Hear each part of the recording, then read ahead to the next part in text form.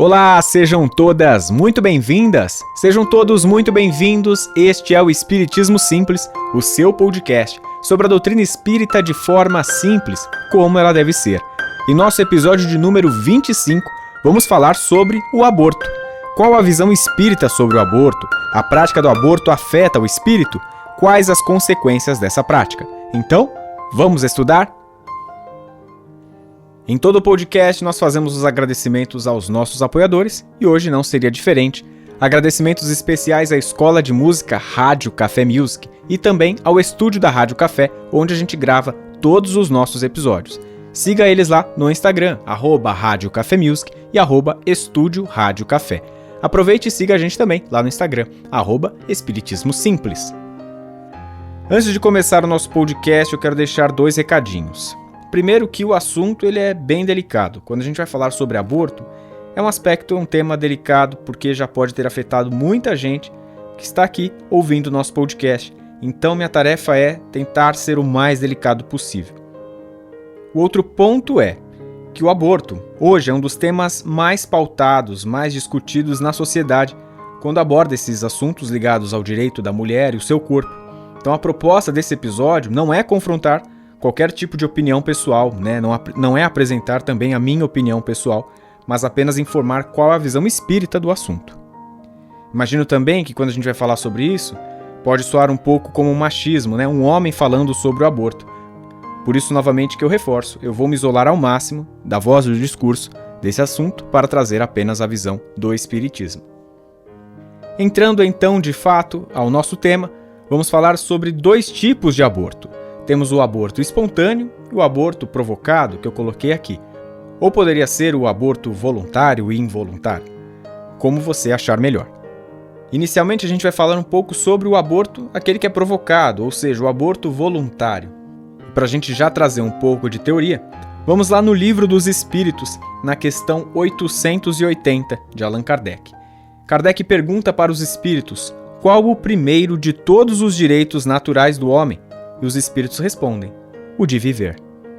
Com base nos estudos da doutrina, o aborto provocado é contrário ao que pensa o movimento espírita por considerar que a preservação da vida é a mais importante das leis de Deus. De acordo com o livreto que tem em PDF da FEB, a Federação Espírita Brasileira, esse livreto está disponível na internet, é gratuito, o princípio da vida se dá na concepção no ventre materno e não ao nascimento. Isso é muito comum, a gente ter essa discussão em vários debates sobre o aborto, de que a vida ela seria a partir de determinada semana que a gente poderia considerar, ou então somente no nascimento da criança. E esse livreto da Federação Espírita Brasileira indica que a vida já é concebida desde o ventre materno. Desta forma, o aborto, mesmo que ainda na fase de embrião, ele impede que o espírito renasça num corpo físico, porque já existe essa ligação do corpo com a alma. Lá no livro Religião dos Espíritos, psicografado por Chico Xavier, Emmanuel nos diz: o aborto é um crime estarrecedor, porque a vítima não tem voz para suplicar piedade e nem braços robustos com que se confie aos movimentos da reação. O que Emmanuel quis trazer aqui pra gente? Ele quis colocar que nesse caso, quando a gente vai falar de aborto, a criança, vamos pensar esse espírito que busca uma nova encarnação, ele acaba sendo muito mais vítima de todo o processo, porque ele é indefeso, ele não consegue suplicar, ele não consegue pedir pelo amor de Deus de alguma forma que permita a vida. Tá, mas e em casos de estupro, por exemplo? A gente hoje tem um agravante muito triste, lamentável na nossa sociedade, que mulheres são estupradas e acabam engravidando. Nesse tipo de caso, quem seria a maior vítima? Porque a mãe também é uma vítima, né? Não é só a criança que vai ser impedida de ter a vida. Antes de tudo, a gente sempre aborda que tudo tem uma razão. Mas a gente tem que entender também que essa prática do mal, o crime, o estupro nesse caso, não são obras divinas, né? Não, muito longe, muito pelo contrário. Isso não estaria já previsto na história. O mal ele já não está dentro da vida de qualquer pessoa. A prática do mal, a prática do estupro nesse caso, são obras humanas. Se a gente pensar que seria uma questão divina, né, alguma questão da providência divina, a gente estaria regredindo para aquele pensamento de um Deus já punitivo. Não é um Deus punitivo. Nós temos leis divinas que mostram correções. Um outro ponto importante é a gente considerar que a espiritualidade sempre vai procurar fazer o bem a partir mesmo de uma prática que seja negativa. Ou seja, então essa criança que pode no futuro ser a companhia que essa mãe vai precisar para ser cuidada, que vai acolher essa mãe ou trazer muito orgulho, promover o bem, ser uma pessoa importante para a sociedade. Então, aí sim, nesse caso, nada é por acaso e está nitidamente ligado à providência divina. Numa última situação, todo esse discurso, ele ainda acaba reforçando para que se preserve a vida, né? Que de alguma forma ainda tente buscar a manutenção da vida o tempo todo. Esse é um discurso que ele é muito reforçado pela doutrina dos espíritos, em respeito sempre à vida.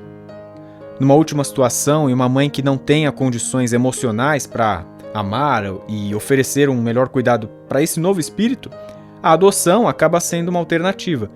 Claro, sempre pensando em não interromper a vida. E a gente encontra milhares de relatos de quantas famílias que adotam e que amam, em sua maioria, amam muito os seus filhos adotados. Boa parte desse texto, desse argumento, é do Dr. Ricardo de Bernardi, que a gente encontrou lá no Portal do Espírito, no tema que fala sobre estupro e aborto na visão espírita. A partir de agora, a gente vai falar sobre o aborto espontâneo. O aborto espontâneo, então, seria esse caso em que perde-se a vida, colocando, claro, sempre entre aspas, que a vida nunca se perde, mas perde-se a vida e a mãe não tem qualquer tipo de responsabilidade por isso. E esse é um ponto importante da gente colocar aqui. De acordo com muitos relatos que a gente vem recebendo lá no nosso Instagram, lá do nosso podcast, @Espiritismo Simples, muitas mães acabam nos trazendo essa sensação da perda, e é sempre algo relacionado a um extremo vazio, um silêncio, um nada.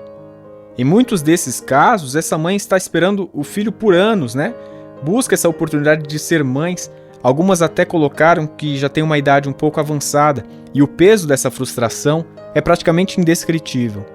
O conselho que a gente pode colocar e trazer para essas mães é: respeite sempre o seu sentimento, mãe. Coloque para fora. Se precisar chorar, chore.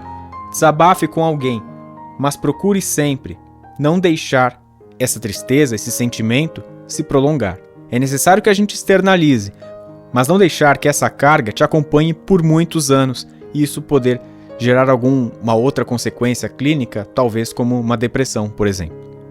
Essa perda, ela pode servir muitas vezes como uma grande lição para a mãe, para o pai e certamente para esse espírito que estava próximo de chegar para uma nova encarnação.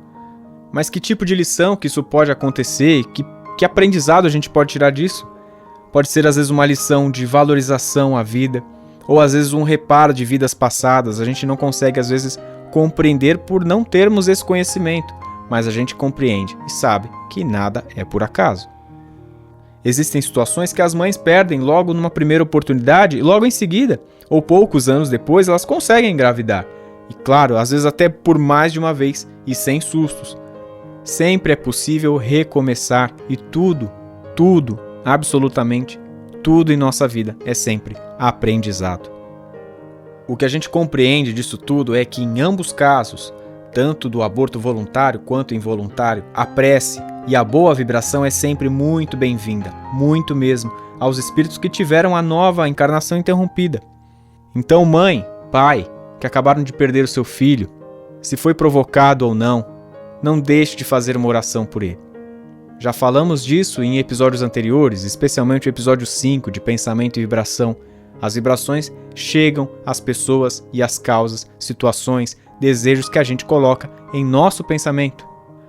Agora, em casos ligados ao aborto voluntário, esse que tem a intenção, o espírito ele pode criar amarras ou sentimentos até de ingratidão aos pais, ligados ao pai.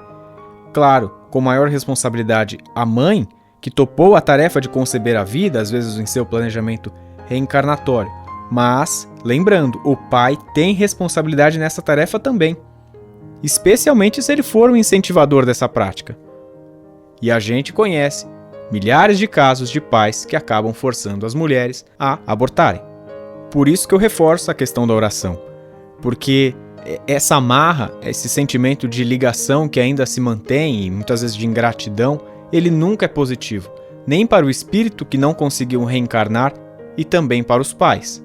Todos nós temos o livre-arbítrio. Isso a gente já tem conhecimento, nós sabemos disso. Isso é uma condição que a gente foi conquistando. Mas esse livre-arbítrio, ele também não nos permite fazer tudo sem que a gente tenha consequências para isso. Se você uma vez estiver pensando no aborto, fique com essa reflexão de Chico Xavier. Uma vez perguntaram para ele o que ele pensava sobre o aborto. Em uma palestra do Haroldo Dutra Dias, ele acaba nos recordando desse momento. E Chico responde que era muito grato e feliz por sua mãe não o ter abortado, mesmo em uma família pobre e repleta de filhos lá em Minas Gerais. E nos traz ainda a lição: e se fôssemos nós na condição de espírito? E se fosse a gente lá, esperando pela nossa oportunidade, depois que a gente fez todo o nosso planejamento reencarnatório, que a gente está buscando crescer, evoluir, e a gente se depara com a frustração de não conseguir seguir a viagem? Imagine se fosse com a gente. Para fechar então o nosso podcast, trago novamente a questão 880 do Livro dos Espíritos.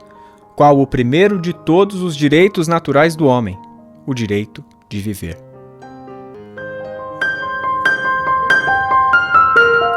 Bem, encerramos então mais um episódio. Como eu comentei, é um tema delicado, é um tema que pode envolver sentimentos, envolve experiências de outras vidas, ou às vezes até mesmo desta vida, e não seria fácil abordar esse tema de uma forma muito leve, mas eu tentei ainda assim simplificar um pouco, para que ficasse mais fácil a compreensão.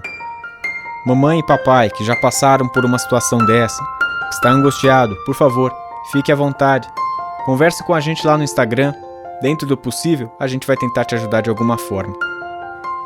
Quero agradecer novamente à Escola de Música Rádio Café Music e ao estúdio da Rádio Café, onde gravamos os nossos podcasts. Os trabalhos técnicos de mais um episódio foram feitos por Fernando Teixeira. Este é o Espiritismo Simples. Eu sou o Bruno Sereno. Um grande beijo no seu coração e fique com Jesus.